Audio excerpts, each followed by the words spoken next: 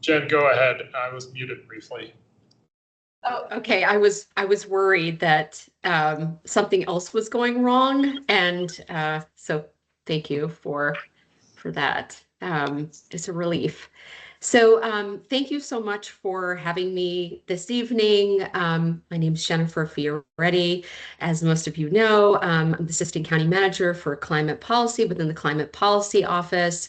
I started my journey a little over a year and a half ago, and in the Climate Policy Office, joined by Rich Dooley, our Director of Climate Policy, which I know he joined me the last time I came to speak about the Climate Policy Office when we had just kicked off. And since then, I'm happy to report that we've also been joined by Rena Lara, who is our climate communications specialist. And she came from the EPA. She actually stood up the social media for EPA and did a number of other incredible things during her time there. So we're very fortunate to have her join the team as well. So tonight, and this is a very similar presentation that I gave to the Energy Committee last month, but tonight I just wanted to check in and talk a little bit about the Climate Policy Office's progress over the past year and a half, and to talk about next steps. What are we looking forward to in quarter 2, quarter 3, 4, and get your questions, comments, thoughts on the future. So that's what I'd like to talk through tonight. I don't have a deck. I thought it would be helpful just to sort of have more of a conversation about climate policy and what interests the Forestry and Natural Resource Commission of late. So with that, let me, any questions before I get started? No, thank you for being here. Great. So when we started off about a year and a half ago, Rich and I thought long and hard about how the Climate Policy Office could make an impact in the county. And we were charged very simply with helping to coordinate and support and prioritize climate activities in the county. And that's not just whole of government, but also engaging the community and finding new ways, or at least amplifying ways to get people engaged. Recognizing that 97% of our greenhouse gas emissions are from non-county activities, the importance of getting folks who aren't normally, day-to-day involved and understand what's happening and what's available in terms of climate action, getting them involved was really important to us reaching our larger climate goal of carbon neutrality by 2050. That's based on the community energy plan that was most recently updated and adopted in 2019. So we thought about how we could influence the larger sort of greenhouse gas emissions from the perspective of the county, our contribution to greenhouse gas emissions. And we came up with a three-pronged approach. The first was to focus on education and engagement. The second was to look at buildings and the impact around buildings. And thirdly was around government engagement. So those were the sort of those three areas. The first, education and engagement, we had identified 6 different activities for us to focus on in our work plan was for 2 years. So starting strong in really the end of 2024, and then leading us to the end of 26.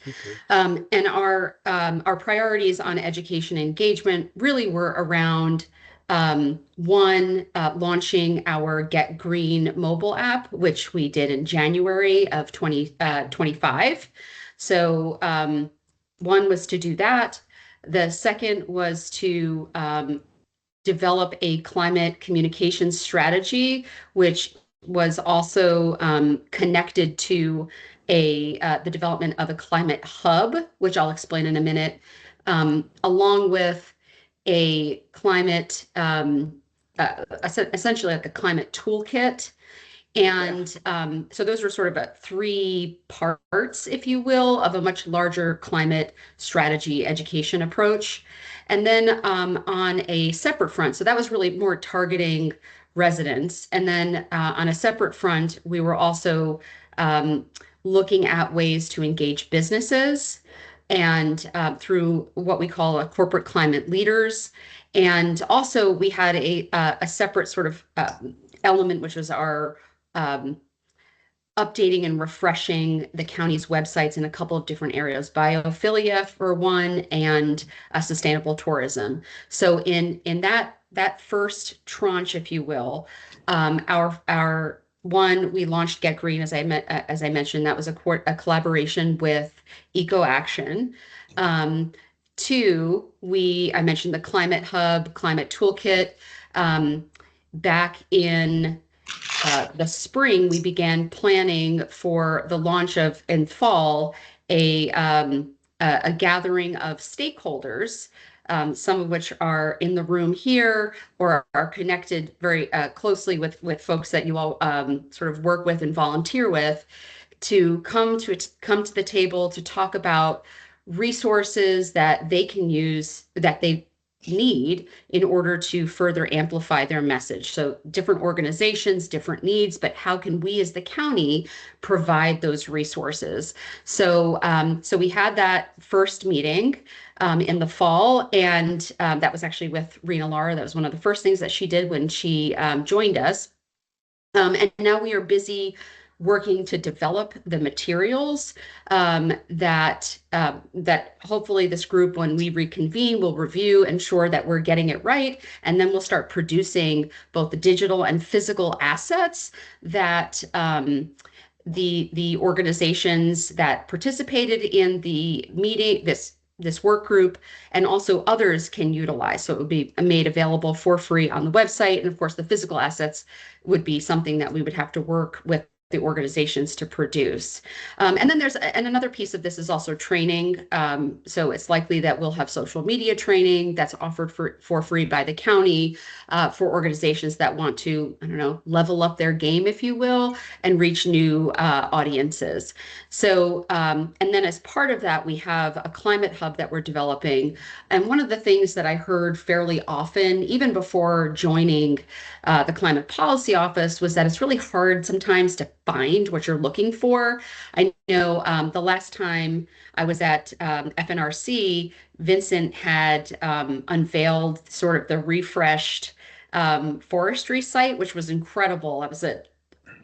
Represented many months of work and staff time to sort of refresh and recreate. And that's the type of work that we want to do for the county at large, right? And we want to be able to find a way for folks to easily find what they're looking for. And so if some of you are familiar with a different site that we launched, gosh, now maybe a year ago, called Arlington, it made it really simple for folks, either whether you're a teen, you're a parent, or you're another provider, to find different types of teen services. And there was a main landing page. You just go, you press, who you are, and then it leads you to different pathways. We envisioned something very similar for the for climate in the county, and it's not like we're sort of redoing things from scratch. It's more about creating new connections, maybe where they weren't, and then using focus groups to help us to get it right. So that is also underway. But before we can launch, if you will, launch the new site, we also need to do climate branding, communications branding. So another piece of making sure it's really clear what we're talking about, when we're talking about it, is having a brand. And I've been using sort of the Climate Action and Arlington brand as sort of a placeholder. But as part of the stakeholder working group that we put together, we started to have that conversation about what it means to be active in the climate space in Arlington. And it'll be a multi-step process, months in development before we roll out a brand. But that's something that we think is important as part of the larger communication strategy. And I'll pause after the education and engagement update to see if you have questions about that before I move on to the other sort of tranches of our work. But wanted to talk a little bit about the corporate climate leaders program that we are very close to launching. And the design of the program was really to target businesses that are in development, construction, and retail that influence in one way or another the design, whether it's the environment around the building, whether it's how the building feels inside the building, or the energy efficiency of the buildings. So we wanted to bring those stakeholders together and offer them free resources to help them to improve their level of understanding about climate policies, whether they're local, state, or federal policies, number one. Number two, to give them tools and resources needed to improve their sort of impact and their sort of contribution to climate change. And we, as a result of sort of envisioning this program, we looked for potential partners that could help us to deliver this. There's nothing worse than having staff come with like some JV presentation to these corporations that have been doing this for quite some time and trying to tell them something they already know. We wanted to lean on organizations that are doing this already, and we were really fortunate to partner with Ceres. If you're familiar, CERES, Ceres.org. They are a global nonprofit, and their focus is, they say their sort of tagline is sustainability is the bottom line. And we partnered with them to deliver, basically unlock all of the tools and resources that they give to businesses right now for a fee, for free, for all Arlington businesses. Now, the Corporate Climate Leaders program is really, like I said, going to target the building owners, developers, and retail. Retail is important just because of their influence and impact, but essentially that grouping of people, but doesn't mean that it's not available to others. It's just that our sort of focus and emphasis is on them. So we had the board approve our agreement in the winter, early winter, and now we are in the process of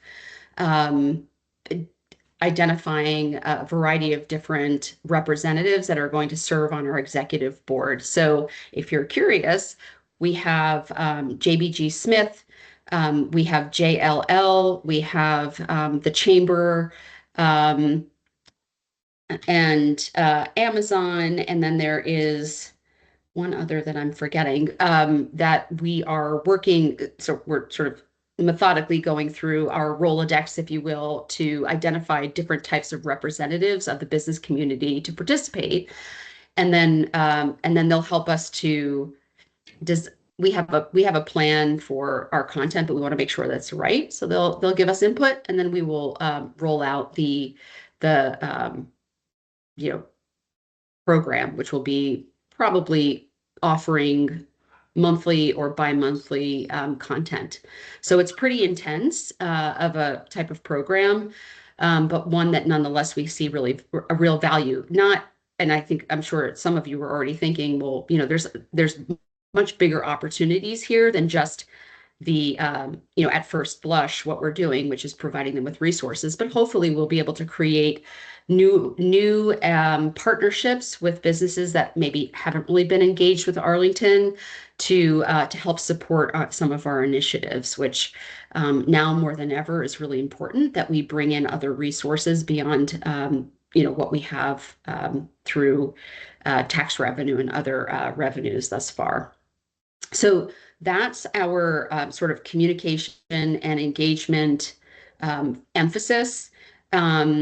Oh, actually, there's one other one, and finally, we wanted to reach out to HVAC companies who were targeting, who may have some interest in or are already engaged in converting people's heating units to heat pumps, and seeing what information they needed, what resources they needed to help convince people to move to heat pumps. So we collaborated with Alexandria City in April to launch a conversation with HVAC business owners in Arlington and Alexandria, which was incredibly successful. So that's what we did.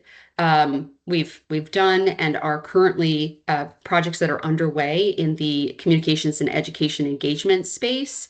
Let me just pause. I know that was a lot, but pause to see if you had questions or if you wanted me to just wrap up the rest of my update, and then we could talk through it.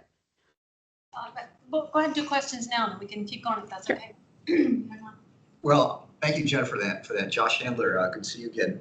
On the reach out to the HVAC companies, what did you learn? What can we do? Because that's clearly one of the major home energy use areas. Is there something we can do to help folks convert to heat pumps? Yes. So three things. So one, they said that what the county can do is to help with messaging the importance of energy efficiency, heat pumps. There's still this, and some of it's true, right? But there's still a sort of misinformation out there about the effectiveness of heat pumps and the value of heat pumps.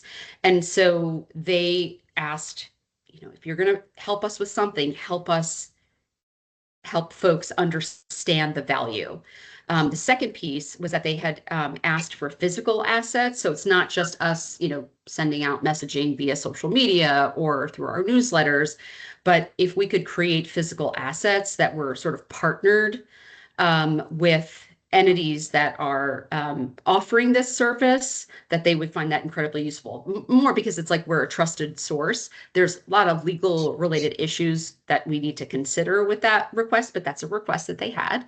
And then thirdly, they asked if there was a way that we could list certified businesses on the county site.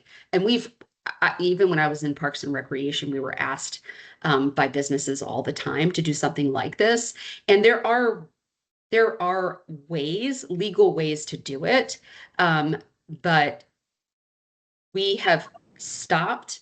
We have not moved forward with that recommendation, not because we don't want to, but rather because the Department of Energy is in the process of launching their own climate hub, for lack of a better term. There's an energy efficiency hub where they will be listing business resources that can help with conversion of heat pumps, et cetera. So it's much easier if they're going to be creating that resource, we can just point to it as opposed to doing something ourselves. Okay, thanks for that. They didn't raise easing permitting or speed permitting. No. Okay. No, that I think that their biggest, it sounded like based on the conversation, their biggest hurdle was really the customer themselves. And what we hear and what we see in some cases to be true is that, when someone's out, 80% of decisions related to your heating and cooling are made during an emergency, right? So you're not really thinking about your HVAC unless it dies on you, or it like dies. And so people are most likely to just go with what's off the truck, and or are not necessarily inclined to spend more money. And in some cases, the conversion is going to cost you more money to do. And not think about the sort of long-term benefit as a result. And so that's where they see we could really lean in, particularly because we're the government, and talk to homeowners about it. But we have a trick up our sleeve that we can also use, which was launching the Eco Ambassadors with Eco Action Arlington, which I'll talk about in a moment. Noreen? I have a question maybe off the wall, but I'm thinking about the solar co-op program. You know, that obviously that's not something you do in an emergency, but I don't know if something kind of similar to that could help people share costs or. Yeah. Well, I don't even know so I believe this month, so it's not public yet. I mean, broadly public, but I know that the AIR team, which is in the Department of Environmental Services, is planning to move forward with a heat pump co-op. Oh. So you literally read my mind. So yeah, so very exciting because it's going to give people an opportunity to compete and have potentially lower costs to install heat pumps, which is fantastic. Co-ops are a great way for, as I know you know, right, for groups to be able to get more competitive rates. And so we don't see certainly leaving the solar co-op anytime soon, and hopefully there'll be more opportunities to join future co-ops that benefit the county residents. Just anecdotally, I mean, we switched to a heat pump a few years ago, and one of the greatest challenges for us was finding an HVAC company that would do it and had any enthusiasm. Most of them, it seemed unfamiliar to them, or maybe they had done one or two, but they didn't seem very confident about it. And so just finding someone who's willing to do it was challenging. And I wanted to ask, the companies that you're reaching out to, are these that are just based in Arlington and Alexandria, or did you go outside of those two counties?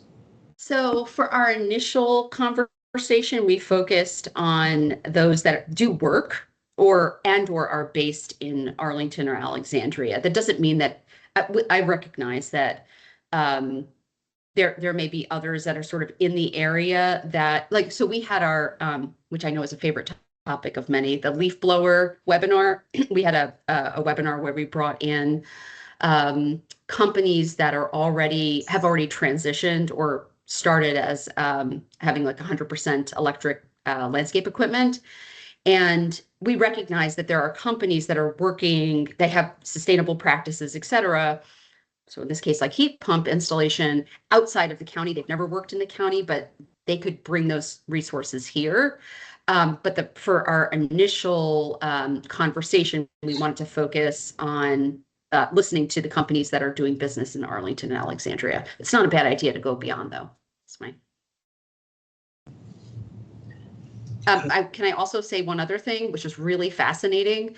So the whole concept of building electrification, right? The fact that if we move away from those sort of the fossil fuels in your home and we electrify, and then ultimately, like if you build it, they will come, we'll have renewable energy.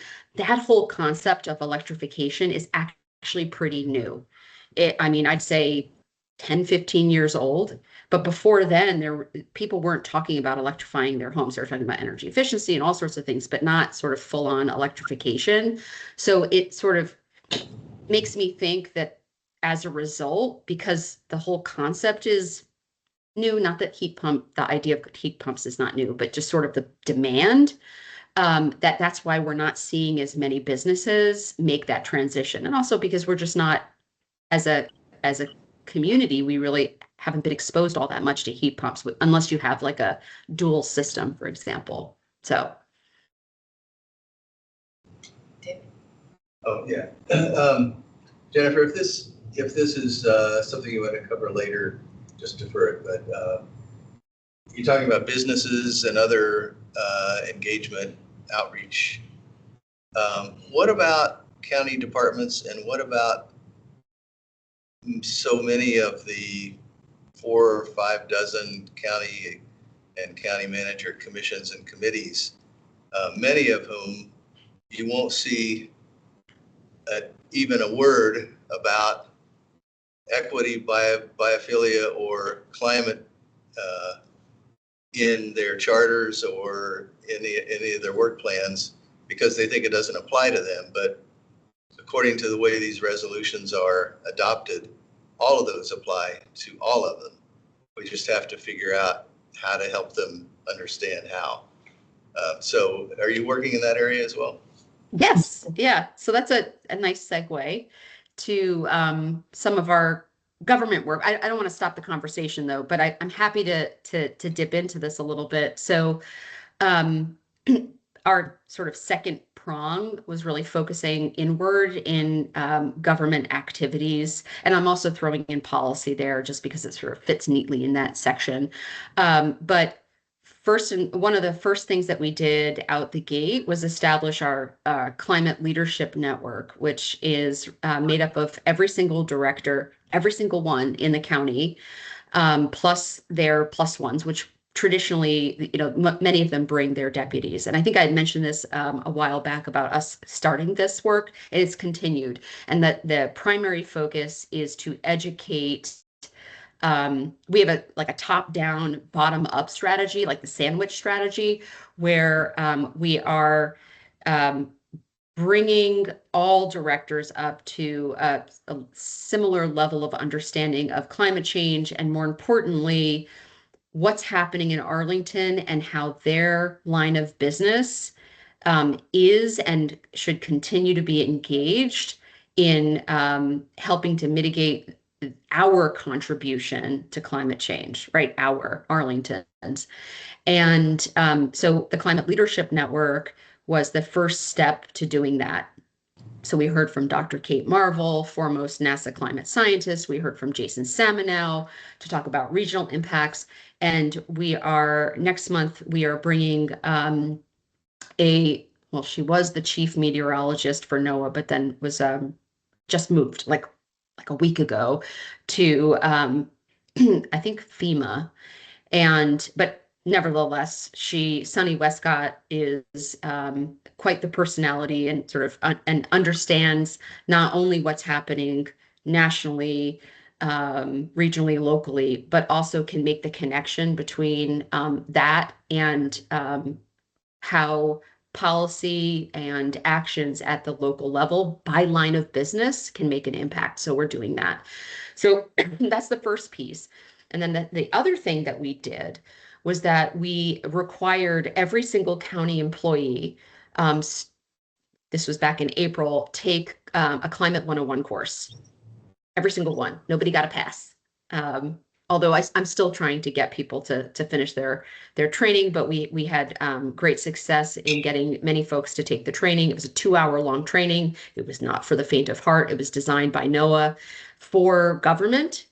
And so when new employees join, they're required to take this training as well. Again, trying to create a base level of understanding that you, in your role, whether you're in HR or technology or environmental services, play a part in doing this work. So we have this sort of sandwich strategy, and the commission conversation is one that I know the board office and the county manager's office have talked about doing, like re-up trainings. And certainly I've raised my hand. I'd like to be involved in how that is designed, what that looks like. And so I'm waiting for their lead. So hopefully we can get at this in a couple of different directions. But we've made quite, incredible strides with standing up this climate leadership network and also having staff learn about climate change as well, and how they can get involved. Thanks. I'd be curious if you had ideas too, and maybe we can save that to the end. But I'd love to hear the commission's thoughts about how we can best engage the commissions in better understanding their roles in climate action. Excuse me. Follow-up questions? Okay, well, that'll be our assignment to come up with some ideas and recommendations. So I would love that. So there are a couple of other things, and I know I'm just being thoughtful of time, that I wanted to share that we are working on. So eco ambassadors, which I know you're familiar with, I think Eleanor at one point had shared an update.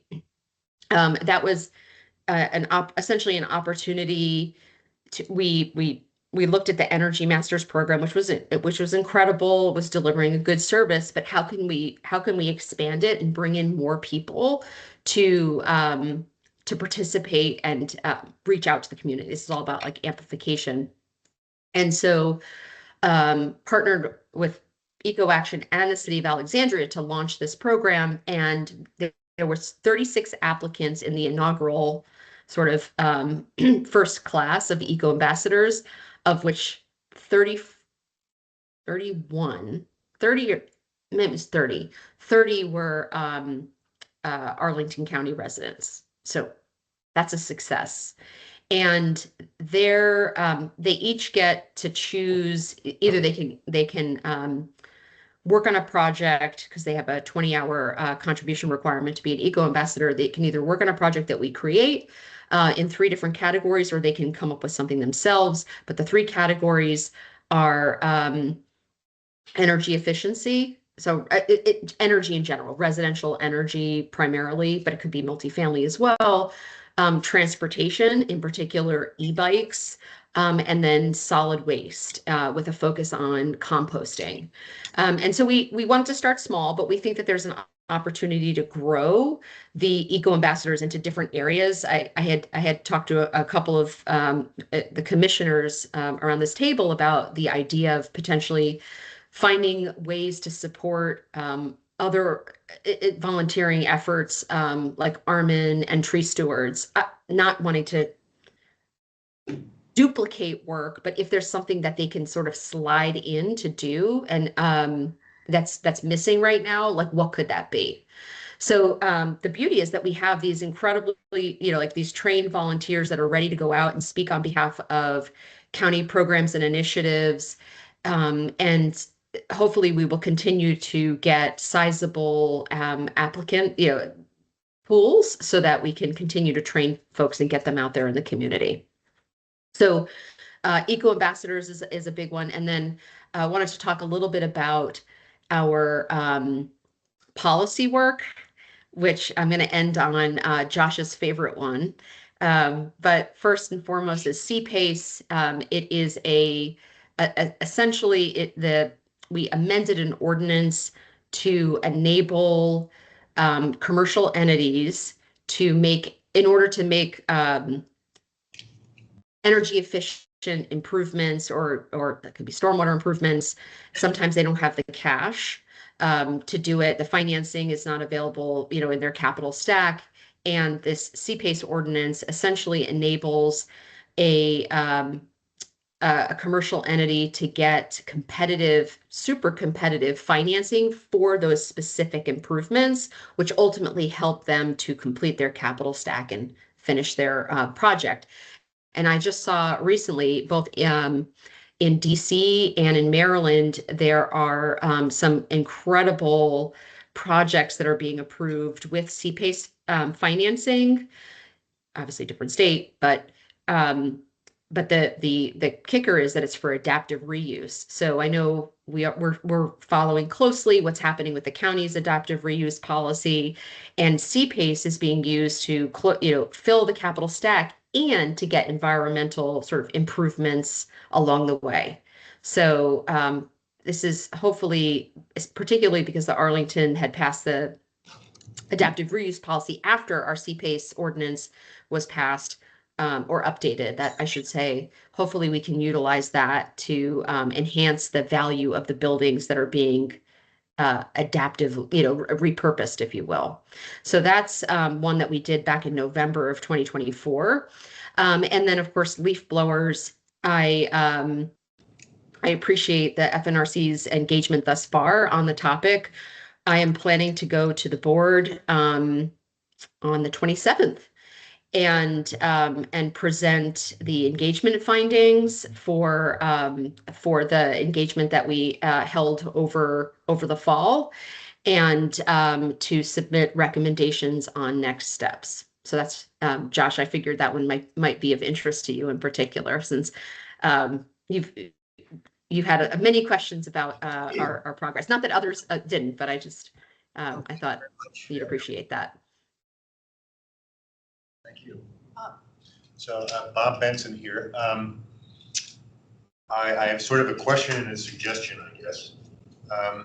It's a remarkable set of things that you're working on, a huge agenda, very, very terrific for Arlington. I really like the corporate climate leaders. I've done a lot of partnership stuff in my career, so I think that's a great track and has a lot of promise. One of the roles that I play here as a commissioner is to go out and do site plan review. And when I'm talking about site plans, when I'm commenting on them, or when I'm in other settings talking about trees, I really try to make the point that one of the many benefits of trees is climate mitigation, fighting heat islands, absorbing stormwater, etc. I personally think that they are right up at the top of the list, and they should be emphasized more as a means to trees, and green space should be emphasized more as a means to mitigate climate impacts. When you talk about engagement, all the energy efficiency stuff is terrific and essential. I'm kind of wondering how high up on the discussion list are trees and natural resources. In my opinion, and I'm biased, I'm on this commission, I think trees should be like one of the top 3 things that you mention every single time you talk about climate. Because what's going to help us get out of the climate mess is more tree canopy and green space and natural spaces. So I wonder if you could talk a little bit about just how high on the priority list is the tree canopy and other natural resources as part of your messaging, as part of your brand, as part of trying to get businesses and others to contribute to things that will reduce climate impacts in Arlington. So thank you. Yes, incredibly important. And in a couple of different sort of areas, focus areas, we are prioritizing, excuse me, resiliency. And so we've got sort of the mitigation, adaptation, resiliency buckets. And one of the areas that I think you will certainly appreciate an emphasis is of the climate action plan will be on the value of adaptation and resiliency measures, chief among them being our tree canopy. And while certainly contributes to climate mitigation, part of what we're trying to do with the climate action plan, which was my final sort of like what's ahead for us. On February 25th, we are going to be launching our climate action plan. It's a public launch. It'll be hosted in collaboration with libraries as part of their Arlington Reads event. The topic for Arlington Reads will be on food, because we recognize that food plays an incredible role in carbon, our carbon footprint, whether it's how you grow it, where you source it, how you transport it, what you eat, how you cook, the whole 9 yards, right? How you dispose of it. So we're doing that. But what's most important is the fact that the climate action plan will move from, it's going to be updating a community energy plan, which was really primarily focused on energy efficiency, and they had some resilience, but the goal of the climate action plan is to expand that and to showcase the importance of other elements beyond energy as part of our climate action solution. So we are going to reframe how we talk about climate action through our policy document. So that's a big one. I will say we're not going to remake already really good policy. So, for example, our tree canopy target, I'm not envisioning changing that. But for and hopefully what we can do is we can bring in the aspects, the important aspects of a variety of different comp plan elements, highlight them. We'll be doing modeling, all sorts of things in the climate action plan, and then identifying gaps and filling those in. So I know I've talked a lot about the climate action plan, but I really think that's a cornerstone of how we talk about the value that each of the elements, mitigation, adaptation, and resilience play in our ability to respond to climate change. And then going back to our sort of larger messaging, our climate hub, the work that we did on biophilic Arlington, the work that we're going to be doing with the corporate climate leaders. I mentioned the reason why we're focusing on developers, building owners. It's not just about the energy efficiency, although that's important. We also want to engage them on the design of their space, their exterior and their interior space. And trees, tree canopy, but really biophilia will be a big piece of that. In talking to several business owners, they don't understand what biophilia is. I mean, I think they get sort of the value of trees, but I think we need to push further to talk about the value of bringing nature into our built environment. And so that's where my focus and emphasis is going to be, particularly in the corporate climate leaders discussion. So does that help answer? I'm happy to go on. I'm just, does that help answer the question? That's encouraging. I think anything that you can do, and those sound like great initiatives. Interested, eager to see the climate action plan when it comes out. But I think anything that can kind of change the brand to have trees be used as a word in the first paragraph rather than paragraph 85, after you've talked about a lot of other things. I think mentioning it up front, just symbolically, that's significant. That's why I bring it up in site plan review, because it's good to remind people that it's not an afterthought. It's actually an essential tool to get to where you want to be. Great. That was going to be my comment as well, was the branding, that it's not just a rehash of the energy plan, but that it really does take into consideration. So I think Bob covered it, my points as well. Other comments, John? Well, just to put a little more a formal spin on this question. One of our big criticisms of the energy plan was that it had all the wedges for reducing emissions, right? But it never included the net gain and loss from the natural environment. And we never got a good answer why that wasn't the case. And it seems like that would be something that you should put formally into the planning and taking into account the net emissions from trees. And that would then provide an incentive, obviously, to increase the amount of sequestration through the tree canopy that would help them meet the larger goal. And in fact, I believe Vincent and I were swapping graphs not too long ago that showed wedge charts from other jurisdictions that show the contribution to trees. So I have a heightened awareness of the importance of how we communicate.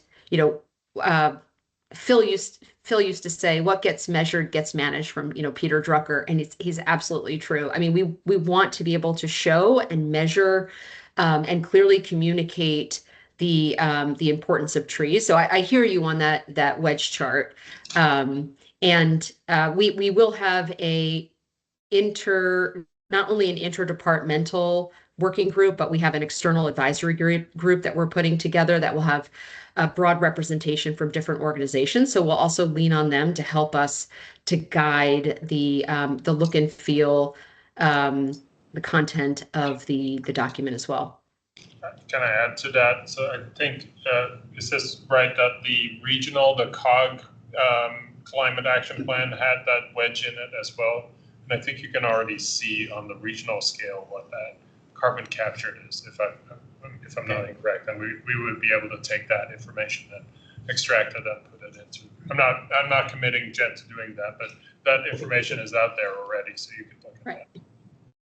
Yeah, and we and so even before we get started, we're going to do a desktop vulnerability assessment too, which will help give us and using recently completed studies in the region, and hopefully that will also give us sort of more ammunition to talk not only about like the carbon sequestration, that sort of side of the house, but also to talk about the urban heat island impacts and the value that trees can play. So it'll be in a couple different areas. I mean, not that we've written the plan, but I can't see it not playing a significant role in the cap. If I could just emphasize, I think that's great. And I think having information available and accessible, that's great. I totally agree with what you said, John. I think the point I'm trying to make is it's got to be, I suggest it should be part of the message, not just having it there for people to look at.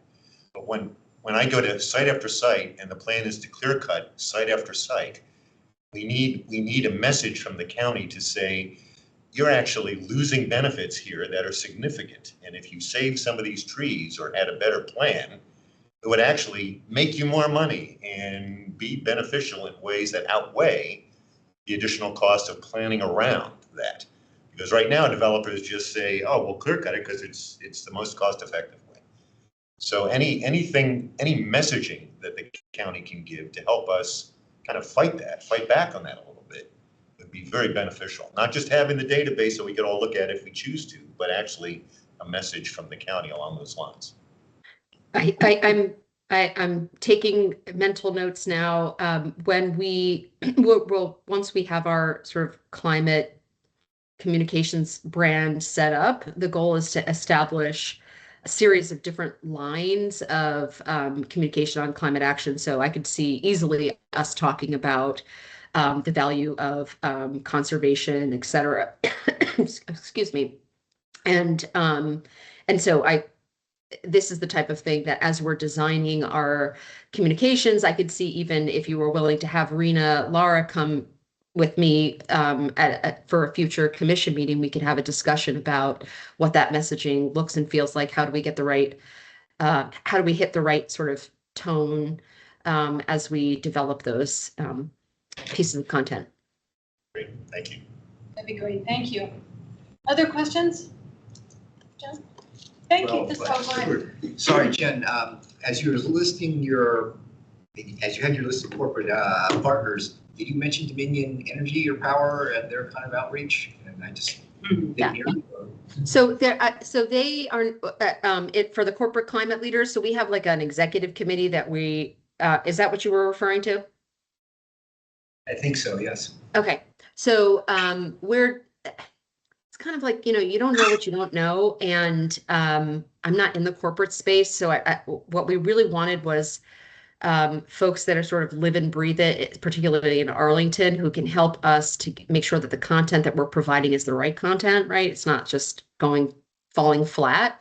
So that was the list of folks that I was referring to. I've already talked to Dominion, and they will be a participant in the Corporate Climate Leaders Program. Hopefully we'll have Washington Gas as well. And we'll see. We'll see if they have outreaches to residents to do their home energy improvements and some subsidies. So further advertising that through county mechanisms. Yeah, we have engaged their liaison on a variety of different sort of ways that we can work together. Our current focus for the past, I don't know, 3, 4, 5 months has been on providing testimony to the SEC on a variety of different Dominion proposals that materially impact Arlington residents and businesses.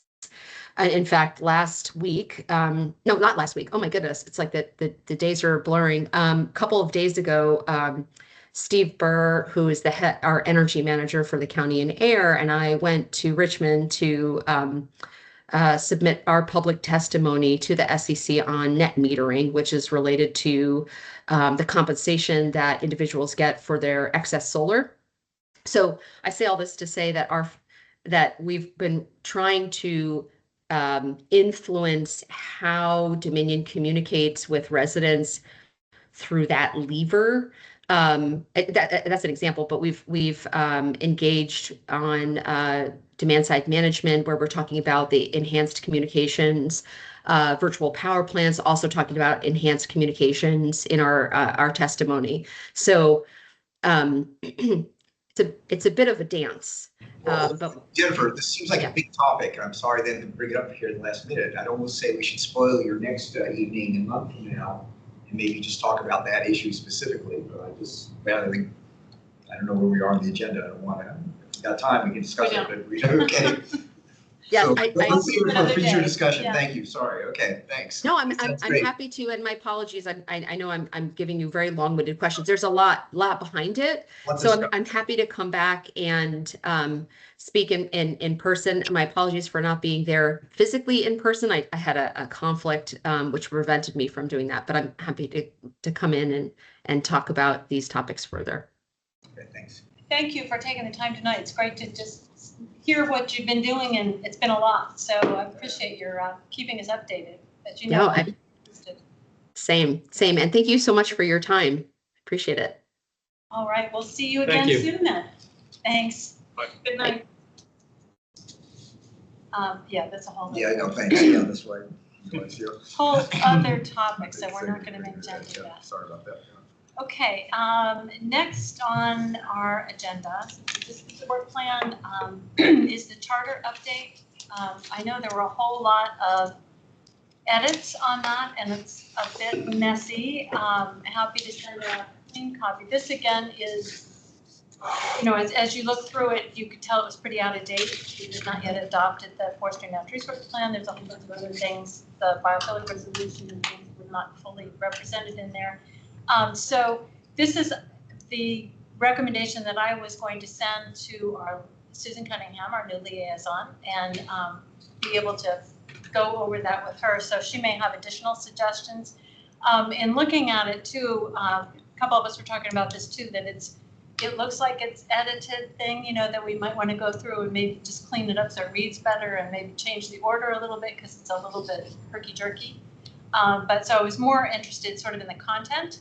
And if there's anything that you all looked at and you said, oh, we absolutely have to have this in here, I want to make sure we capture that before we take this to our county board liaison. And if there's any objections to maybe cleaning it up and reorganizing it a little bit, so it's not this. I didn't want to get too far off of where we had been so that people could see what the changes were. But Jen.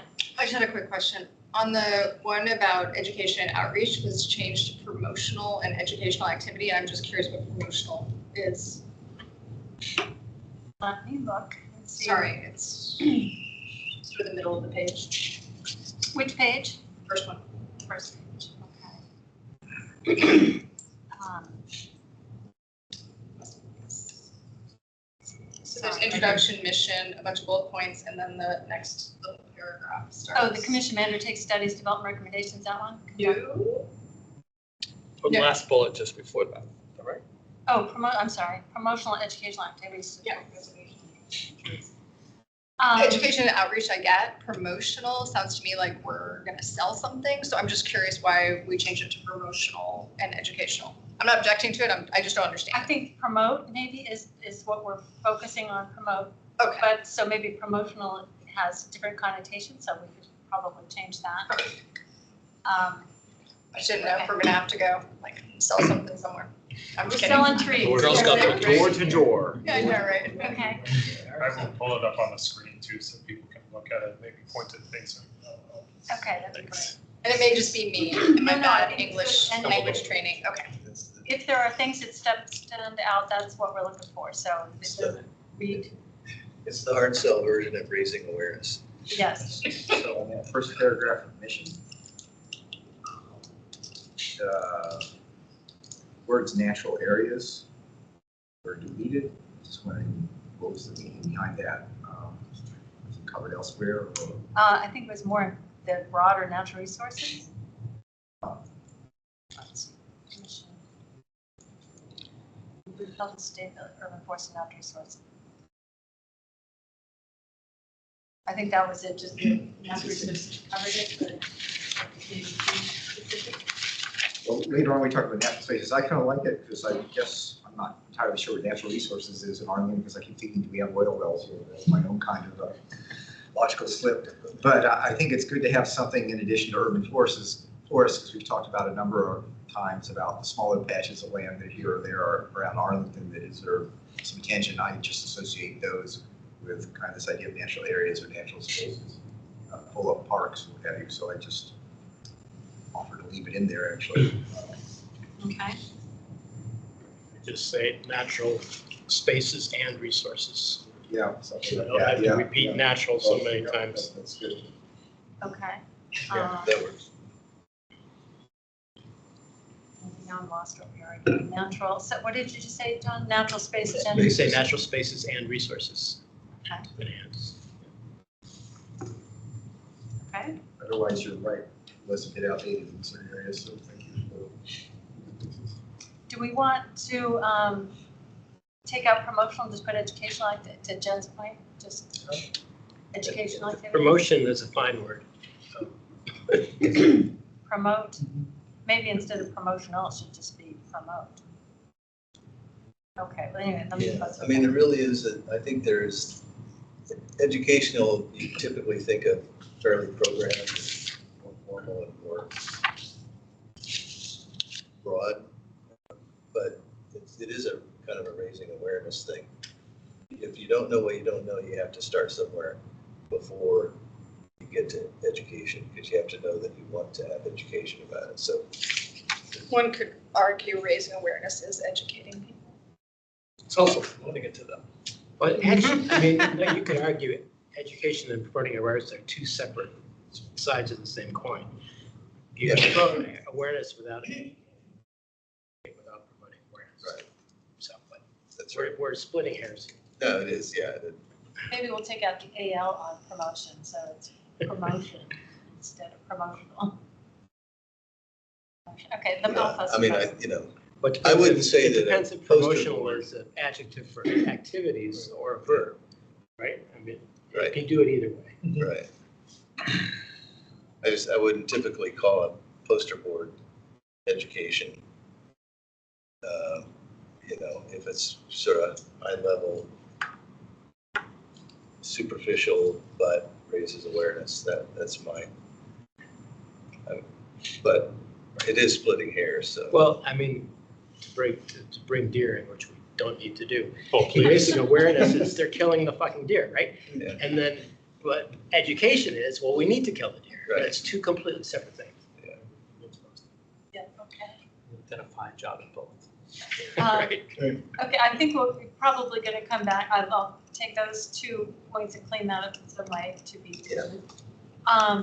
And again, this will probably come back to us at some point after have a meeting with our liaison. So, and they actually adopt it. We don't. It's my understanding. The county board adopts the charge. So these are just going to be recommendations. So anyway, but if there's nothing, absolutely egregious, if people say, I can't stand this, is no way, this is what we don't. I think. I thought it looked great. Okay. Okay, Sure. yes, Steve. Just a question. Have we ever been asked in point number 5 to advise on the acquisition and creation of natural spaces, including the acquisition from? I would like it if we were, but I can't recall a single time the board has ever asked our opinion on any of those things. I don't think they've asked our opinion, but my vague recollection is that when it was the Urban Forestry Commission, they did make recommendations on that February, whatever that property was up there on Wilson. Yeah. Yeah, I think so. I don't recall whether there was a letter about that or anything like that, but it would be, again, a letter. As with all acquisitions, I don't think they ever take public input because that's a real estate Right, transaction. and it's usually done in closed session. But the priorities for acquisition are set in the public spaces master plan, which this commission and the former commission provide input on. So that's maybe a roundabout way. No, that's a good point. We should do Yeah, we Yeah. should. In what way would you want to be involved? That's. I mean, just provide a list of recommendations as to properties that they should consider. So this was a huge deal in the last updated public space master plan. And we were actually able to get specific properties identified in there. That is one of the few sections that's going to be updated in this next version of the public space master plan. So I think we will have another bite at that. But, you know, if anybody knows of something that hasn't already been identified, I think it was pretty well surveyed the last time around, so I don't think there's any big surprises of And things. many of those properties were acquired, and that's Yeah. why it actually was to be We could updated. weigh in on which have the highest priorities. Yeah, we can do that. That would be the best venue, in my opinion, because you're not gonna, when a property like that comes to the county board, that doesn't go to anyone but the county board, because real estate transactions are sensitive in that way. Now, when I was on the Park and Rec Commission, though, we identified a place and would let staff know that Right. this would be a good target. You so- could do that. Yeah, as a commission, you could say, through letter or whatever method, saying, hey, we think this is a great place, and send it to the county board, and then they could consider it. But on this question, actually, thank you for raising it. Did you give like generic guidance of like properties that come to market next to parks should be a priority first? So to speak, regardless of the other 30 ones we identified, would be really cool to have. That is part of the existing. Is it part of the, I can't remember, okay. Yeah. It's in the PSMP, which priorities, and that includes natural spaces, but then also to square off parks, like buying individual lots that are remnants of a park's lot. Right, Those right. are also right. I think that's what I was raising you months ago in Lacey Woods. There's that little corner property along George Mason that kind of extends it. And I was thinking also, well, anyway, so that's in there as a general principle. Regardless, just we have you keep an eye open for ones along parks. And I will tell you that there were a number that, based on the composition of the board, we missed some incredible opportunities. And then, you know, different boards have sort of headed in different directions. And most recently, they have acquired it, realizing this is our last chance kind of thing. So, but it was a shame, some of them were lost, and some of the opportunities, because we don't get them again. Right. And some of the ones that weren't identified were also added, like there's a big piece of VDOT right of way that was purchased up in way north Arlington, that's now called VDOT Purchase Park. Very exciting, but, and. Clever title. Yeah, Yeah, oh yeah. VDOT was gonna sell that to the highest bidder, and that was not on any list. And then the county board still decided to purchase that because it was an all natural street valley park. Right, like, Is it the one that runs out the Timon runs out by Arlington area? Sounds right. Yeah. Yeah. Cambridge Forest. Yeah, that kind of intersection of those, just north of Glebe, where Glebe turns. Yeah, I know what you're talking about. It's a nice little space. There's some interesting magnolias and stuff like that. Not too many invasives. Yeah. So anyway, if you all are generally okay with where we are on the charter, then I'll run it by our liaison and then let you know where we go from there. Okay. You don't have to vote on that because they have to vote. Right. Okay. But in light of Steve's comment, are you changing anything on number 5 about the advising on properties? Or just leaving it as is? If you've got some other wording, but I do think we still, you know, we're If you want to specify way on priorities, then And the way this reads now, you can recommend looking at opportunities, you could recommend priorities. You could also just recommend the county should spend some energy in surveying and designing approaches to, you know, to continue to add to the park space, natural and public park. General. It's a general statement as well as a specific. yeah, because I would say advising, we are advising as participating in public space management Yeah, too. yeah. So I'm okay with that, if you all Yeah, are sure. okay with that. Okay, great, thank you. Next up is the future of the notable tree program. So first of all, I would like to recognize that John Wingard has done the Notable Tree Program for. I don't even know, before I started, And when did you start? 2011. Okay, so a really long time. Thanks. No, John, not you, Yeah. not long enough, not long enough for Decades, you. It's kind of single-handedly gone around and looked for big trees and identified them and asked property owners if he could come in and measure them and, nominate them for the Notable Tree Program. I think there's been less activity around that lately. I mean, largely because a lot of the really big trees have been identified, right? And It's not a big county. and it's so- not a big county, right? And John's Have to been all over wait- the have to wait place. another 20 years for a few more to come along. For the big ones to come along, right? We do have someone else in Tree Stewards apparently that would be willing to take this on, which is great. I don't know if they would do it with the same energy and enthusiasm that John has done. But anyway, I just thought it's a good opportunity to sort of step back a little bit and think about, more, any input on this program, or is there ways we could kind of amp up the publicity about it? The nice thing too is that because of the website update, it's way easier to find this information than it used to be. Can I do a short Yeah, history that'd be for, great. maybe not everybody's familiar with this program, so this is a recognition-only program where property owners or volunteers who get the property owner's consent can measure and dedicate these notable trees for a register, this notable tree register online. That owner then gets either a certificate or a plaque. The plaques are for very visible trees that they can put in front of their tree and just be proud of it. It does not confer legal protection to the tree, but you take part in a ceremony with the county board, you get a plaque or a certificate that's integrated into the program. And there are a couple of limitations. There has to be a fairly large tree. So this is hard to see. Let me see if I can zoom in. So I can't see it. You can see it. So it has to be at least within 10% of the largest current notable tree, or if the species is not on the list, greater than 30 inches for large canopy trees, and greater than 10 inches for small canopy trees, things like dogwoods, things like that.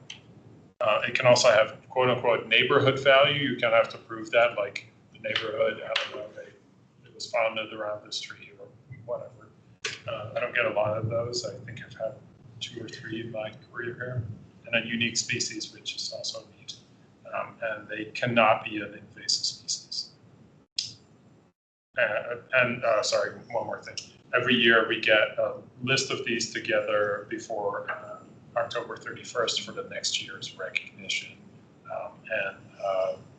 Several commissioners have looked at these and approved or rejected these for inclusion. And you can see full lists on this website. David? Yeah, I've been on the team that or whatever reviewers for these for a number of times.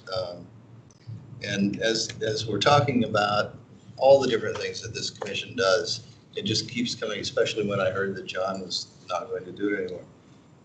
I just feel like this is so important and has so much potential, even more so maybe than when it was started. More people are aware of nature now. More people are aware of climate resilience. More people are the county itself has had updates of these plans, comprehensive plans by affiliate resolution, as we heard from Jennifer, and we know because we've had some input on it.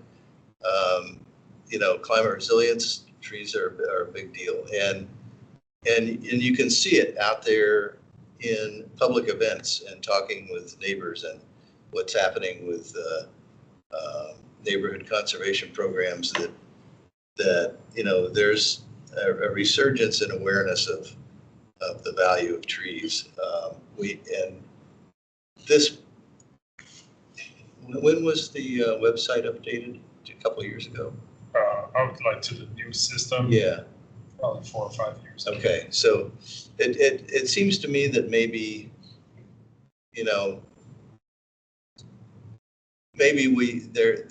might need a little bit more promotion.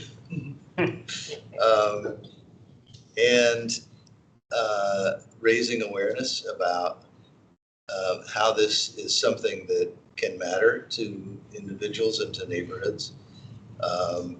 John did a fantastic job of going around himself and finding the most spectacular trees, but and he did that as on behalf of the people whose residences had the trees, getting their permission sometimes. But it was really originally designed that really people would become aware that this is a possibility and maybe take pride in what they had and do it themselves.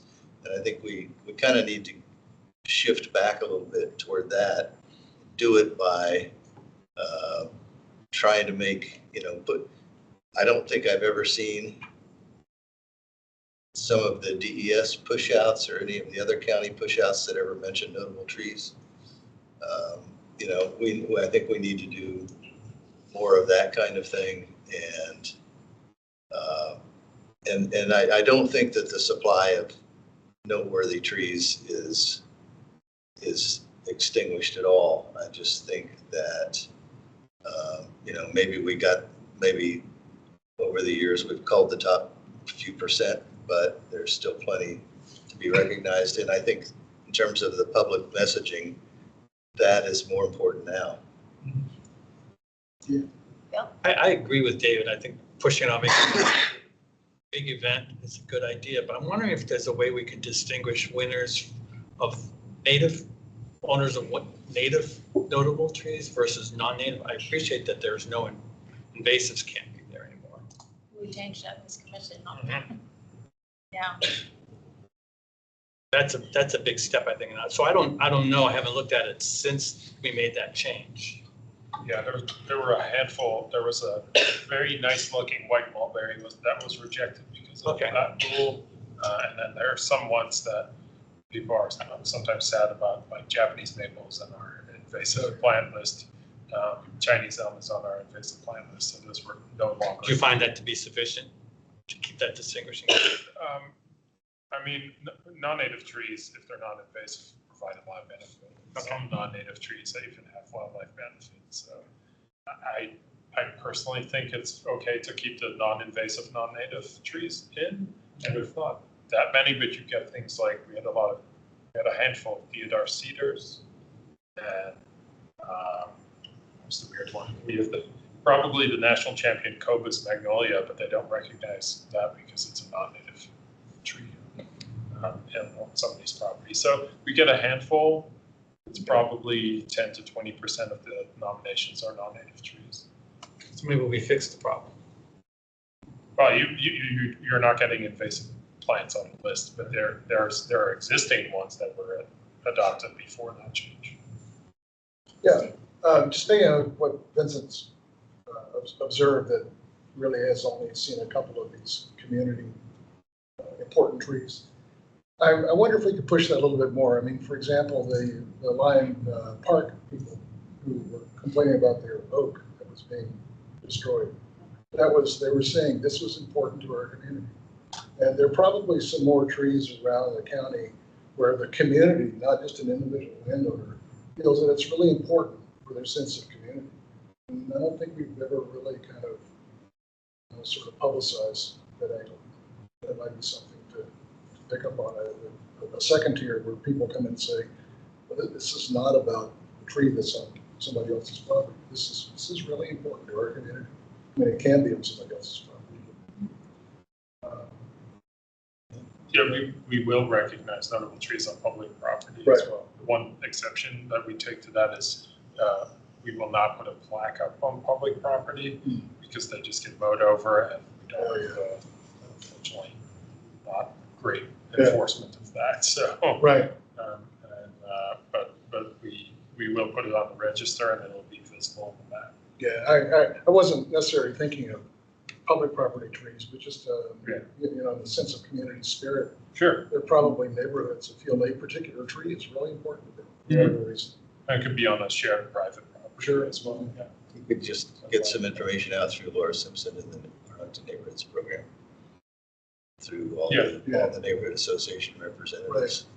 So if there's anybody who would be interested in working on this and just coming up with maybe a game plan for how we can promote this a little bit better? Everybody slides under this That's right. table. You have to agree on promotion versus education. No, this is appropriate use of promotion. Okay. Promotion, yes, absolutely. Motion in place I of had this conversation with Jennifer earlier. Thank you, thank you, I was worried about that.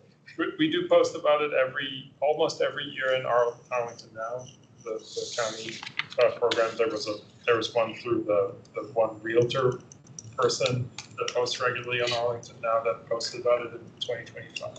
So maybe it's just a matter of that, just trying to make sure that it stays. Maybe that's not enough, I don't know. Or the county like front page, can we get a little bit of scrolling advertisement there? I mean, we're supposed to be thinking ways to save money, because another way is that we would add Arlington now with little, the county front page. But right? we've They already also done, need, we've they already also got need the some little press tidbits of news there. material, right? It's not Yeah. like anybody's got to create Yeah, this. It's just like yeah. coming up with a couple ideas. Just who it goes and, to. The pictures are already on the county website. We don't spend money on Arlington now for those folks. I know, They're just reporting. I'm just kidding on that, but we have the equivalent for the county in terms of the front page. Sure. Instead of the bridge, Okay, put a tree, or have a tree next to the bridge. I will take any thoughts from the commission into the president. It doesn't have to be a formal letter either, Okay. so, but if people want to put something together that you don't necessarily need to, well, you would need to vote on changes to the program, but if you have thoughts on how to better promote this program, we can take that up. Okay. Are you in communication with the tree steward, the unnamed tree steward who's going to I be taking it over? talked to a person who would nominate someone to do it, so. Oh, Yeah. that's an So, but this person didn't think that there would be any trouble, because there's some people apparently that like to measure trees, is what I was told. So. Doesn't mean it seems like there's ways that a tree steward could reach out to, I mean, not just within the tree steward listserv, but, could put out the word to neighborhoods or come up with something. The one thing that we have trouble with sometimes, it's hard for the government to get into like next door groups and things like that, which is probably for the best anyways. But So that's actually, that is a advice. good place, if we come up with just a little press release, something which I'm sure already exists. Yeah. And just encourage people to send it out. I mean, it doesn't have to be complicated, right? We could Just right there, the fourth line after page one needs to be notable tree program. Okay. That might be a little bit harder. Well, That would be you're okay. asking for recommendations Yeah. that aren't expensive and get the word out there. Or send out to your neighborhood group or whatever it is. I mean, I don't think, and then we can send it to tree stewards and maybe master naturalists and to see if they're interested. So I don't think it needs to be hugely involved. I would say for right now, I haven't really heard anything since we got the invasives off the list. I don't think that anything needs to change about the way it works. I think it's just a matter of raising the. Yeah, I mean, I think the criteria is still make sure that the trees are actually notable. They're not 5-inch sycamores, which we had at one point. Somebody was like, "Oh, this tree was so resilient it grew out of a tire." And it's like, yeah, it's cool, but it wasn't particularly notable beyond that. So I think that we got rid of that issue. You can go to the county and they show a fourth one that's like notable programs or Oh. program highlights. So at least notable trees gets there once every couple of weeks along with other things. And rotate through. Okay, Okay, well, anyway, be thinking about it, and, it doesn't need to be anything, as you said, too formal, but we might be able to push things out a little informally, so maybe we'll just get the press release on it for starters. I would also like to do, and I should have written it, I'm sorry, I didn't, a resolution to thank John for his many years of work. Sure. From the Forestry Natural Resource Commission, that I can print something up and make it look lovely, but thank him for his dedication, if that's okay with everyone. Yes. And do that. Anyway, yeah, it's been, I think that's part of it is we got kind of lulled because John was always willing to do it and would come in and have all this. So it's good for us to think about how to freshen it up a little bit too. Okay. We should probably take a vote on thanking John. Let's do it so we can, so it might be a unanimous vote here. And I would make a motion to send a resolution to thank John for his many years of hard work on this. Is there a motion? Yes. Okay, all those in favor? Aye. Any opposed? Any abstentions? Okay, great, so it was a unanimous resolution. Okay. Next thing we have is the Lucky Gardens letter that I also sent out. Thank you to Bob and Jen for following that. And if there are any additional comments, changes to the letter, anything? So even though I come with 5 pounds of paper to every meeting, I stupidly did not print off the letter, so I don't have the current version in front of me. But I think the version, you revised it to go to the county board. And also there's recent developments that there's a slice of the property on the southern side that was, was very positive about the developer agreeing to conserve some existing trees, including a large tree there. And Vincent's incredible staff, Jose Portomundo Sanchez, has discovered that that would really have an effect on the root system of the tree. And so he's pushing back on the developer to revise the footprint of the building to allow more space for the tree to survive. So that's a little fly in the ointment at the 11th hour. And I'm not reading it right in front of me here, but I think you reflected that late development in the letter that's It's out there. a little bit varied. It's like you can't count that unless you're actually going to save it. So I think Jen and I went to 2 site plan review committee meetings. Planning Commission is going to be talking about it in February. The idea is to send this to the county board prior to the Planning Commission meeting so that we're on record with what we have said. The letter tracks verbal comments that were made at the site plan review committee meetings. We were generally supportive of them hitting the 35% target for tree canopy, which is what is called for in a building of this height within the Plan Langston Boulevard plan. But now that's called into question with the issues about the root system of the biggest tree that they were going to conserve. So it's even more important that we get on record to say that you really need to kind of do this right. You need to hit that percentage. And we had other issues like burying some utility lines along the northern border to allow planting of bigger trees, having slightly wider areas for the trees, the street trees that are going to be planted, things of that nature. More technical type comments, but getting on the record that we see this as an opportunity. You know, this is one of the first big, this is the first big high-rise development in this part of Langston Boulevard. So it's an opportunity to set a model, to set a precedent on what future projects will look like.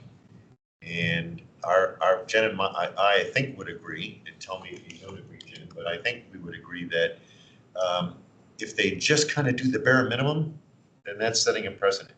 So we'd like for them to kind of, you know, be a little bit expansive and try to create little mini forests around this site. The building is exclusively affordable housing, and they're asking for a lot more units than they're technically allowed to get.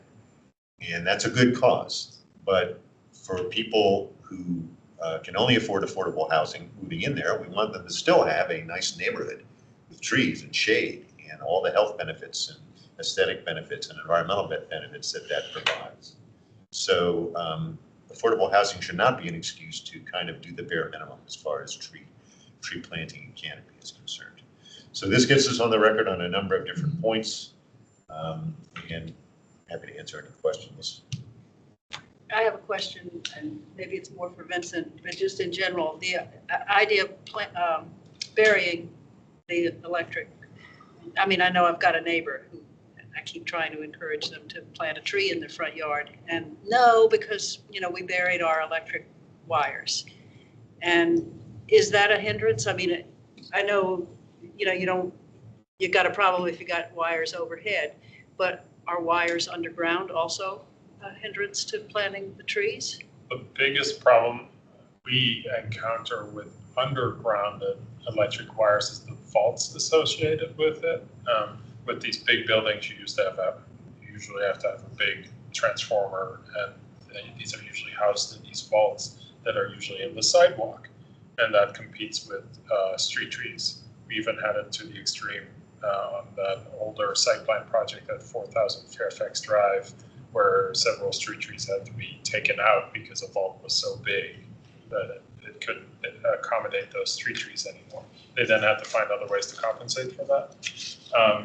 But generally, the undergrounding of wires is beneficial to tree canopy with that little pinch point occasionally. So it's different for residential versus, Well, I wanted to add too, for site plan projects, which this is, I believe there was a site plan condition that requires the undergrounding of wires. So you need to work on that as part of this project. does the tree have to be X number of feet away from the vault or the lines that are The under vault where is they a run? concrete box. It's really hard for tree roots to get into that.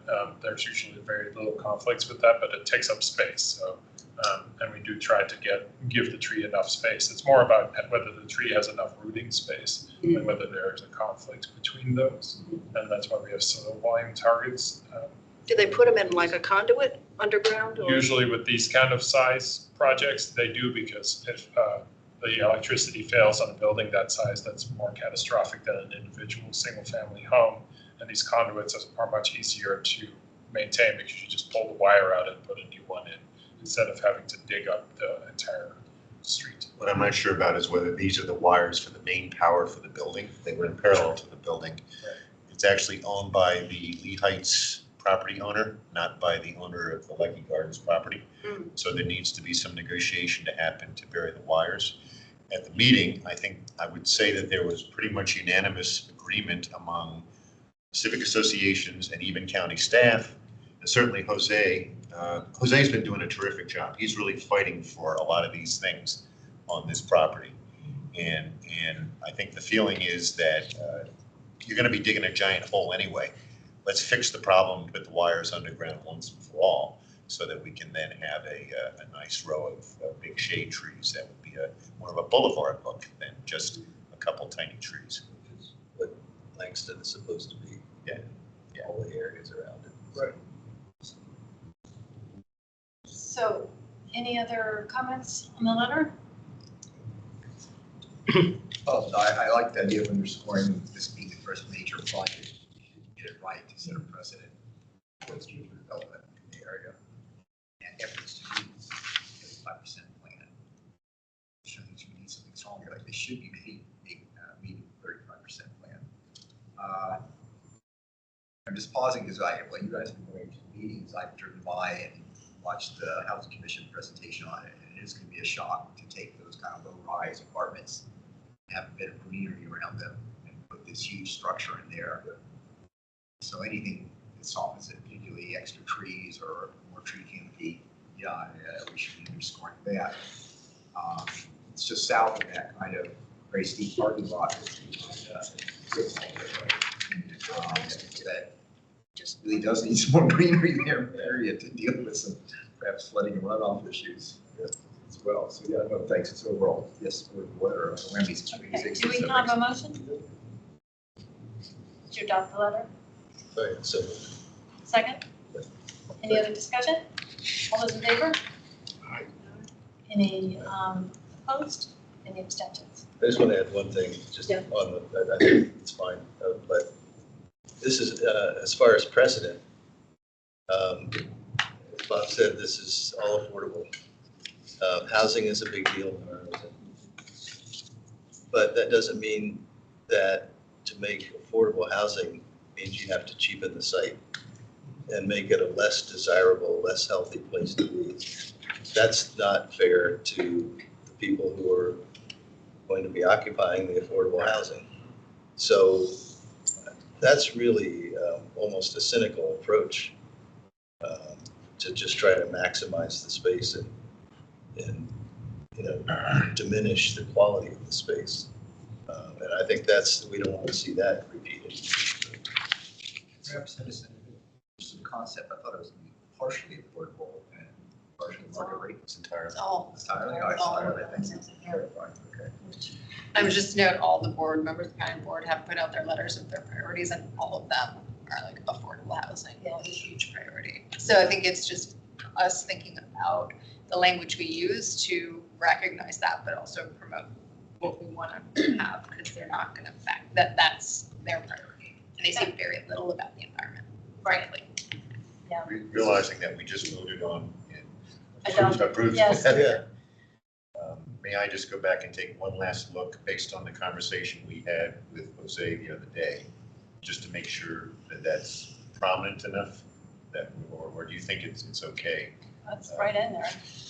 Okay, then cancel that thought. Okay, we will get that going. I just want to make sure we get to the planning commission. Yeah. Too, so that they have, you know, we can highlight it with the big yellow underliner. Okay, do that. Okay, great. We're on staff reports. You have minutes first. Oh, minutes. Okay, did everybody get a chance to look at this? I had a few minor adjustments, just people that were here and not here, so. And then I guess that we don't need a motion for minutes. So all those in favor? Okay, any opposed? Any abstention? Anybody not here? John was not here. Okay. But I have a related question. Recording from the meeting, Vincent? Yeah. It's not up yet, or the link doesn't work to it? Let me double check that. Usually takes. It's usually before the next meeting that I get it posted. Because this was last year, it is now under past meetings. And the December meeting, it says meeting recording. When I click on that page or site not found, you are right. Okay. I will get our staff to update that. Thank you, that's a good note. Forgive me, I need to change my yes to abstain. Oh, that's because you were the one who was, yeah, So that was John abstaining. You weren't here, right? John. Yeah. Okay. Now staff reports? Yeah, let me make a note about this recording for a second. Okay. No, we're so lucky to have Vincent, who's incredibly efficient. And he's dealing with things right away rather than putting them on a list. Well, I have to put it somewhere. I don't trust my brain, so otherwise I'm going to forget it. So if I don't write it down, it doesn't happen. Or that's my assumption. Okay, staff reports. One of the big changes in our unit was that our long-term staff member, Shah or Aftab Hussein, retired after 27 years of service with Arlington County.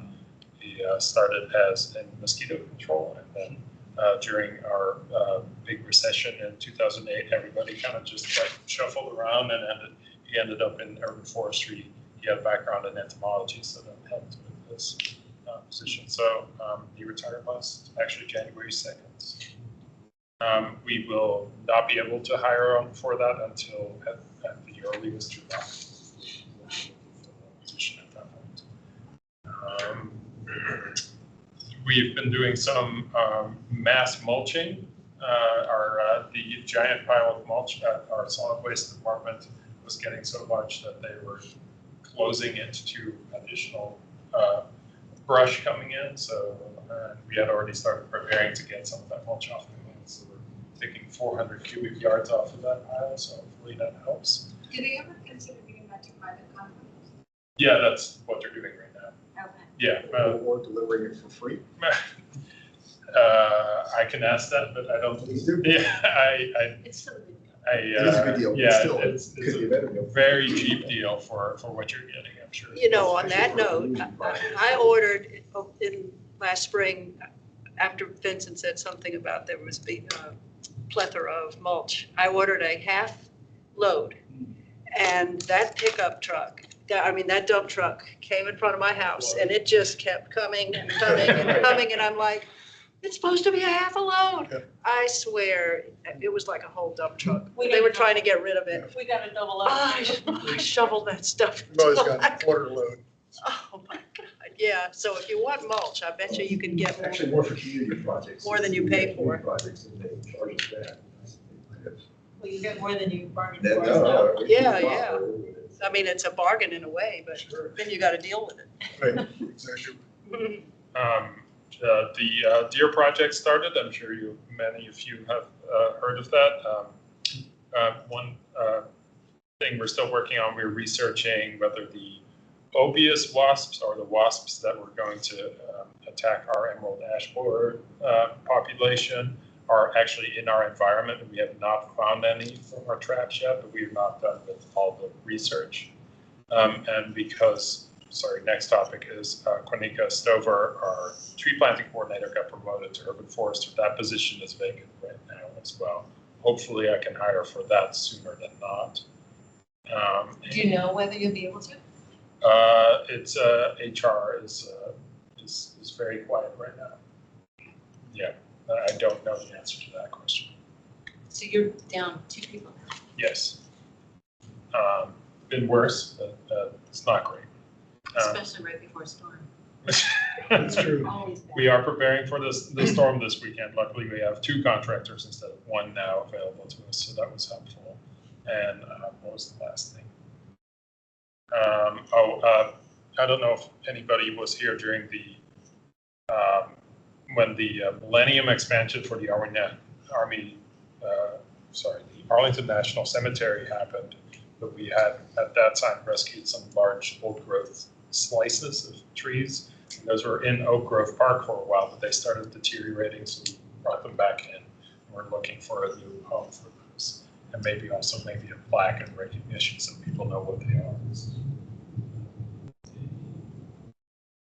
Yeah. Those of us that fought against that expansion, it's kind of sad that all we have left is Some tree slices. Cookies, I like that. Right. They actually did hire somebody several years later to work on invasive species around that site, in the woodlands around it. Oh, that's nice. I didn't know that. Pretty much gone.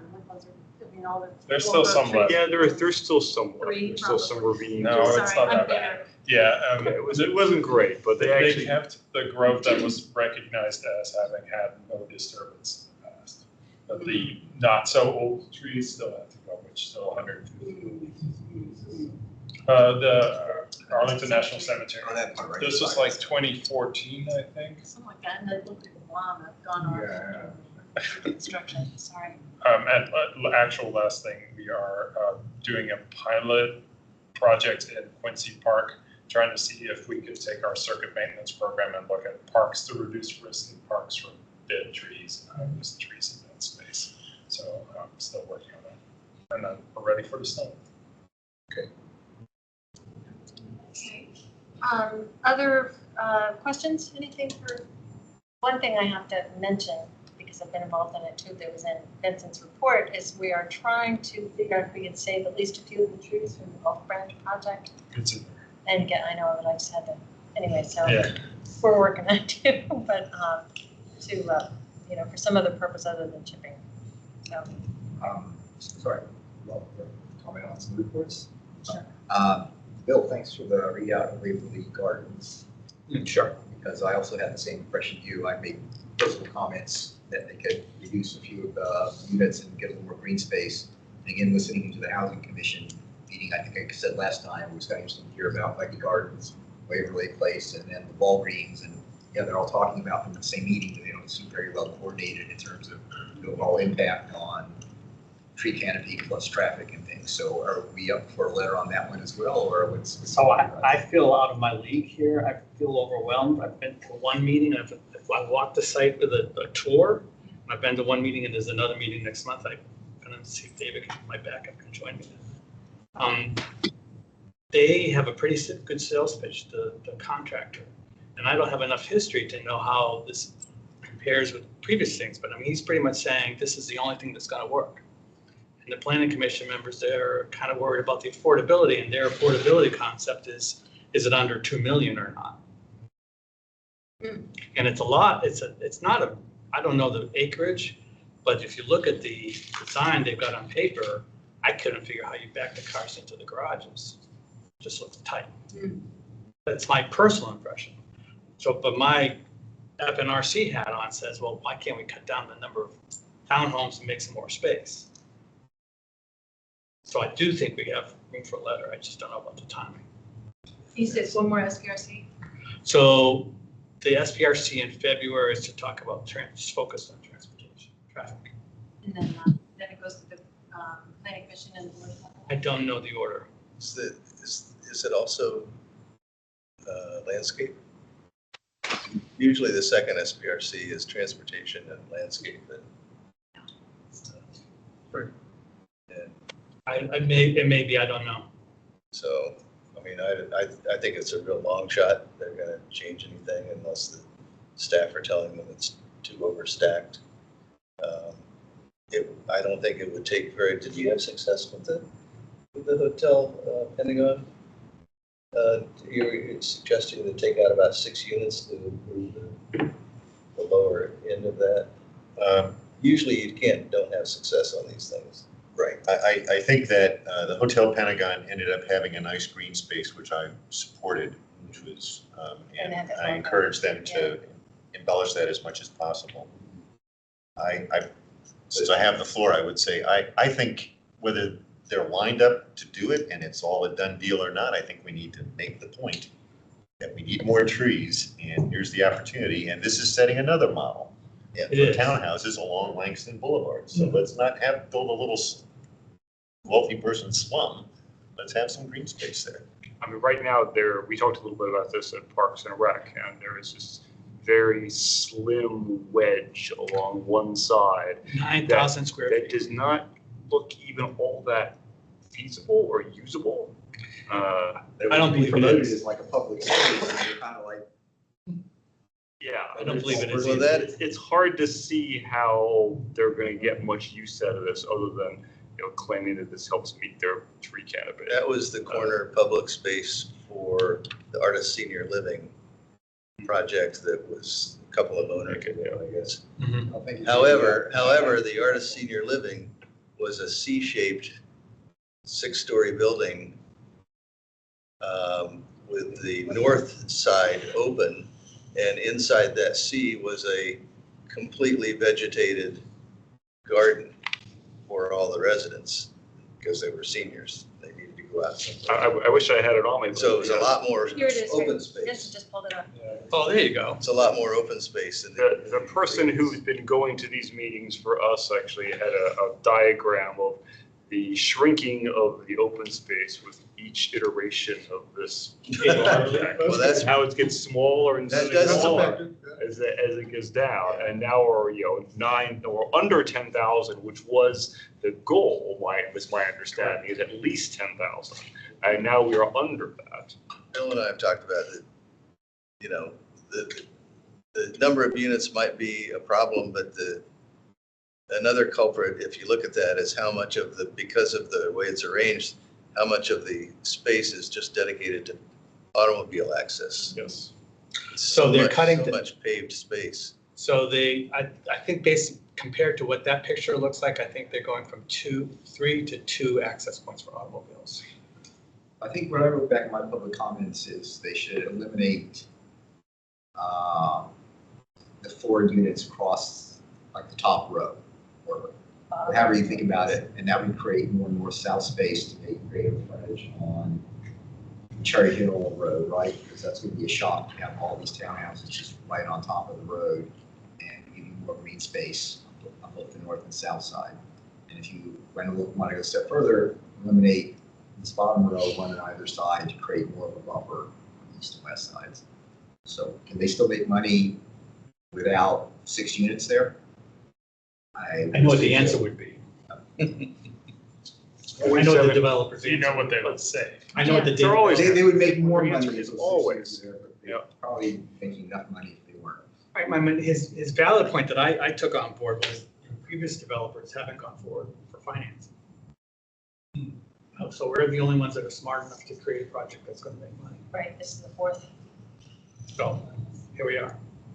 Well, No, but I think it's, if you feel like that it would be helpful to go ahead and write the letter, then I think, we're, I think Bob's right, I think we do need to write a letter, I just don't know anything about time.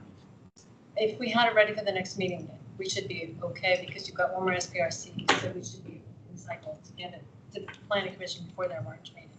I think you still got time. Walgreens is coming up for the planning commission in March, I was told. So we're talking about a Walgreens letter at next meeting.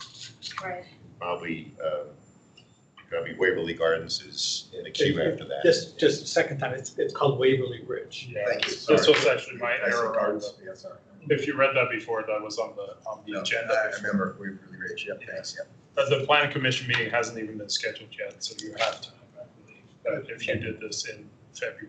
We have Just- Nia Bagley with us tonight. Thank you, Nia, for being here. We realize you're no longer our planning commission liaison, but we appreciate you being here. Anyway, she may or may not be. Oh, you're welcome, Carolyn. Also, so for clarification, Waverly Ridge as well as Walgreens will be coming up for PC in April. So, Okay, so we've got time. yes. It's not on the website yet. Yeah. Okay, great, thank you. And then Waverly Ridge is the second SPRC is February 19th. So Okay, great, thank you. you're welcome. And that does include landscape. Landscape was January 5th. That's a different, well, I mean. That's what the website says. We've been saying it should, Be early. We've been pushing to have Right, landscape sooner. early so Otherwise that, it's- yeah, you can build it into the plan, so. But at the beginning, you can always recapitulate. Sure, and nothing prevents you from bringing it up again. Everybody else does. Right. Their personal issues. Never stops them. The interesting point here is it denies, right now, the site is an eyesore. The neighbor is very happy with anything. They're supportive of the project, but I'm skeptical that it's their first choice.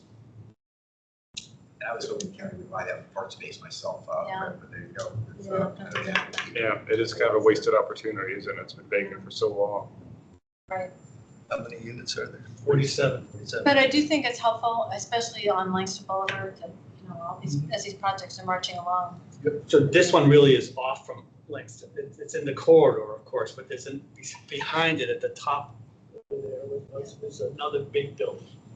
Right. Well, yeah, no, they got the couple big condos there, but it's on Cherry Hill Road. It's cost is much more narrower than Langston as you're driving. So I'd like to have those structures, they look to be like right on the road, and it's like they should be pushed back 5 feet. So Nia, you'll be hearing from us then. More letters Thank to you. come. Okay. Any other reports from folks? Did you have another? I have two quick things. One is not wearing my commission hat. I'm working with Delegate Hope again, third time around for me, on his tree bill, which now has the designation HB 549. The Chesapeake Bay Foundation works very closely with Patrick's LA, and they're very much involved. They kind of carry the ball for him during the legislative process. The bill is going to be better if it gets through this time around. The Democratic governor and a supermajority, chances are in its favor.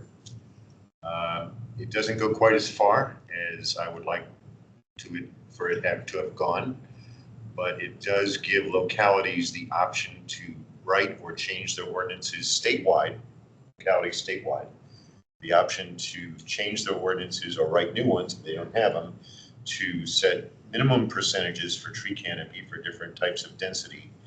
And there's a provision in there at the moment that basically removes the ceiling. So locality can go as high as they want in terms of percentage requirements if they choose to do so. Right now there's a ceiling, which is crazy. Yeah. Another big change is to kind of measure the canopy at the 10-year mark as opposed to the 20-year mark. Only Williamsburg had 10 years. Everyone else had 20. We heard Fairfax. Fairfax was their Right. grandfather. Oh, In the red, you wouldn't know if you didn't. in the language of the law, Right. specifically says Williamsburg. So anyway, everybody gets 10 now. And there's other important changes. The bill is still incredibly confusing. I'm talking with CBF folks about it. I'll stop there because I don't want to take up a lot of time. But if anybody wants to talk to me about it, contact me and I'm happy to talk to you. I was gonna go down on Tuesday, the lobby, water lobby day, probably Yeah, not. not this week. Yeah, So I'm really. gonna go down the first week in February. So if anybody wants to grab my ear beforehand, feel free. So if folks want to know what's going on, if you want to send a, I guess not, it would not be Forestry and Natural Resource Commission business per se, but if you want to send out updates, maybe we can get a list of people who are interested. So I put a little update in my report for this meeting, but I can keep doing that. Okay, that'd be great. Thanks. It's helpful. And while I'm down there talking to people, any invasives bills, I'm not personally pushing them, but I'll talk about them. There's certain bills in play.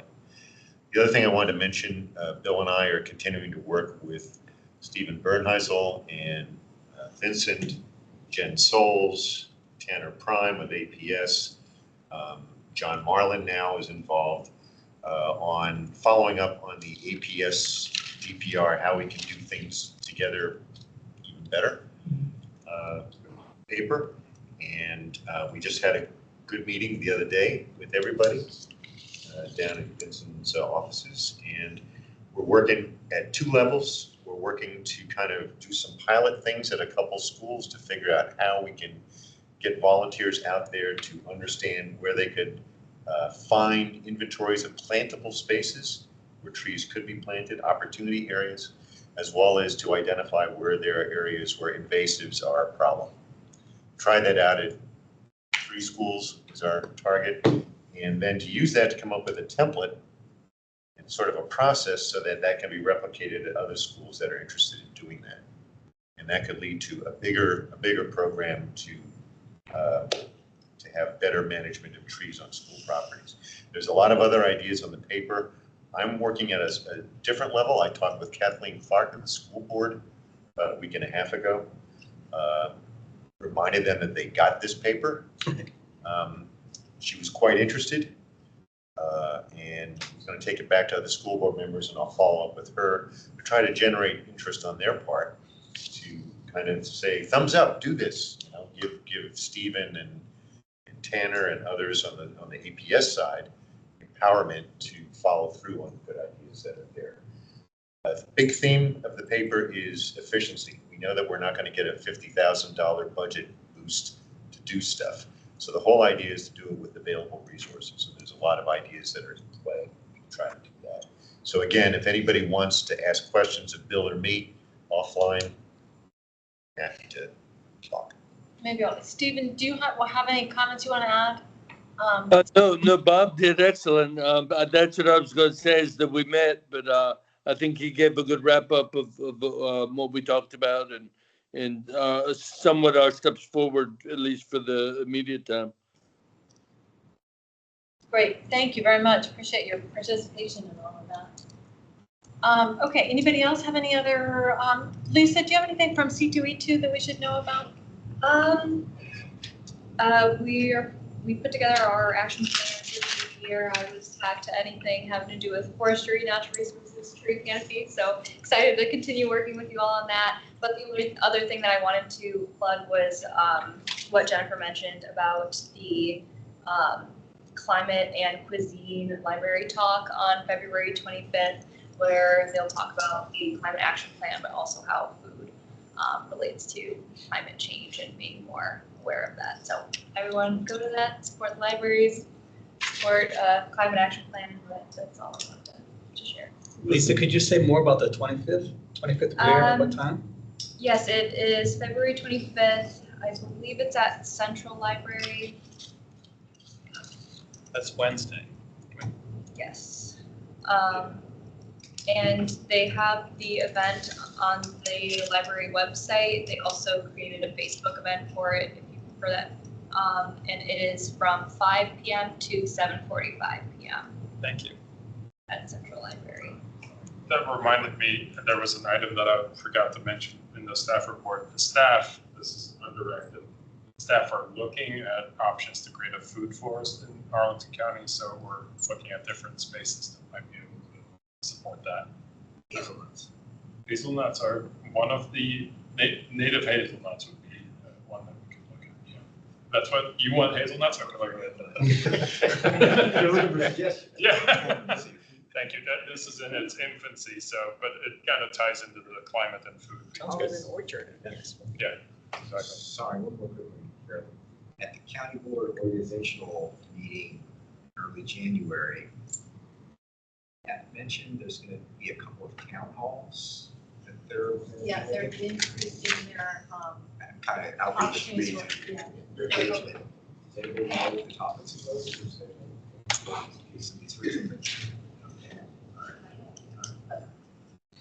More opportunities in addition to the open Mondays. That's right. Well, I think the idea behind it is a lot of those, the other currently existing forms are kind of like just one-way transmissions from somebody speaking. There's not really a chance for a collective discussion. So that's an opportunity. Okay, all right, thanks for that. Anyone else have anything? All right, thank you all. Appreciate it. Good to see you. Happy New Year, all that kind of stuff, right? We're well into January now, so. So Carol, I'm